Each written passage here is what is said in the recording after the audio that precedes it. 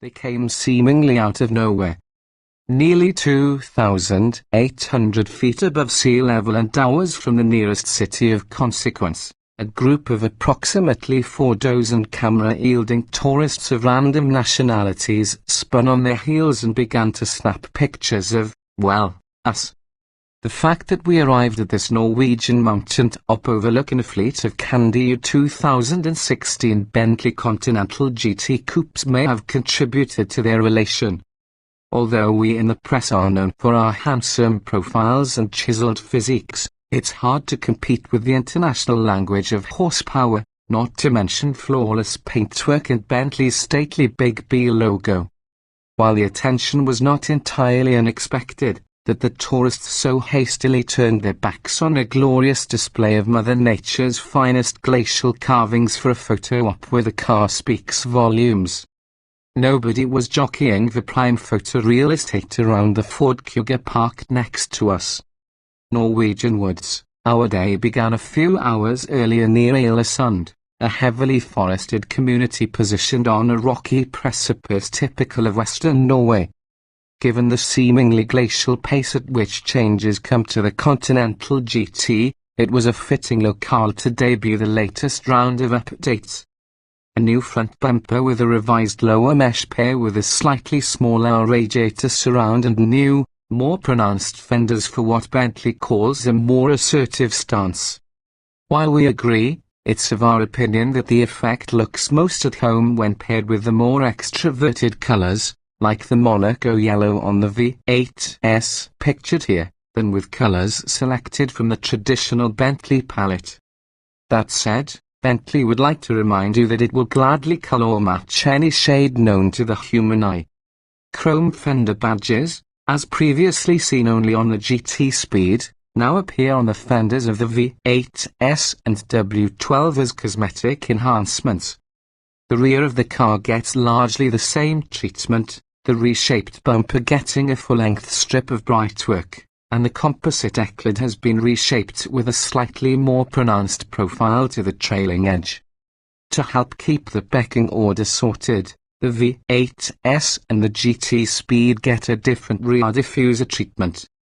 Some new wheel choices arrive for 2016, including the 21-inch 5-spoke directional alloys found on the GT Speed we drove. Although the interior has also been subjected to a round of minor updates, a revised stitching pattern in the seats, LED illumination, new dials and graphics on the instrument panel, larger gear shift paddles, and additional USB ports, all standard, you shouldn't be surprised to learn that it remains true to its basic men's glue broom ideals. Leather abounds, punctuated by bits of chrome and either carbon fiber or wood, and the control layout is unchanged. A sportier steering wheel comes aboard as an option, as does onboard Wi-Fi connectivity for $1,330. Mulliner driving specification brings a unique, small diamond quilting pattern to the seats, and the GTW12 and GT Speed models can be outfitted with super soft semi-aniline leather for the princely sum of $3,200. How, exactly, Bentley determines which cows are the softest remains a trade secret. From the midnight sun where the hot springs blow, for the first portion of the drive, we selected a Continental GT Speed cloaked in a dark hue known as Spectre. Whether Bentley chose the name as an official reference to Ian Fleming's supervillain Ernst Stavro Blofeld is up for debate, but it certainly plays the part well. What we can confirm, however, is that the torque swell from the 626 horsepower twin-turbo 6.0-litre W12 remains as alluring as ever, all 607 lb-ft of torque on duty at 2000 revolutions per minute. Permanent all-wheel drive performs discreetly in the background, doling out torque as needed, normally split 4060 front-rear. Variable from 1585 to 6535 as conditions dictate. The resultant acceleration belies the GT Speed's 5,100 pound curb weight, with 60 miles per hour arriving in a claimed 4.0 seconds. Additional factory performance figures have 100 miles per hour passing in a claimed 9.0 seconds and a top speed of 206 miles per hour from the long, linear travel of the accelerator wheel like.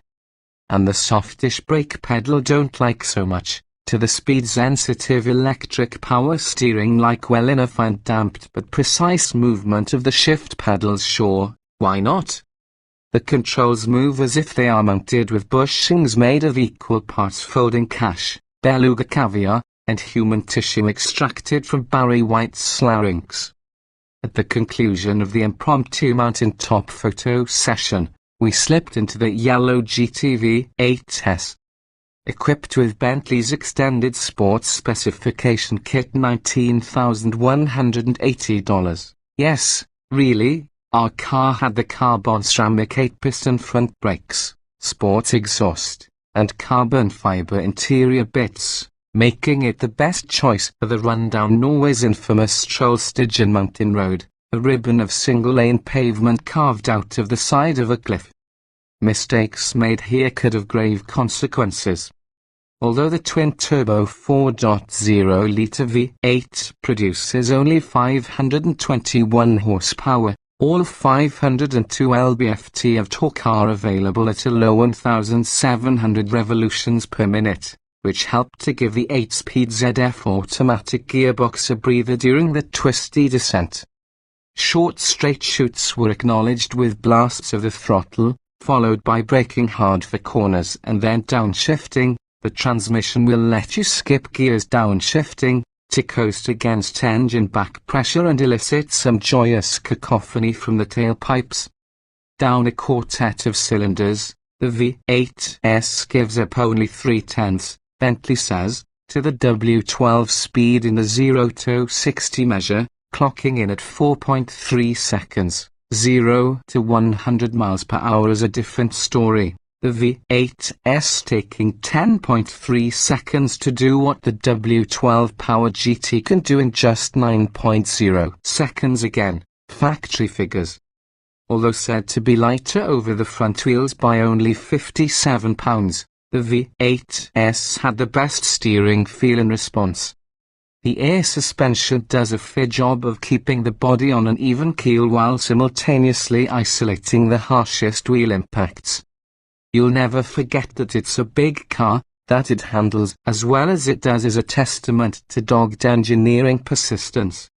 With a base price of $214,425, our Continental GT V8S swore $44,020 in options, extended paint, $5,715, yellow stitching, $1,980. Fox leather headliner, $1,200, name for Bentley audio, $7,595, and many, many more. Final tally? A cool $258,445.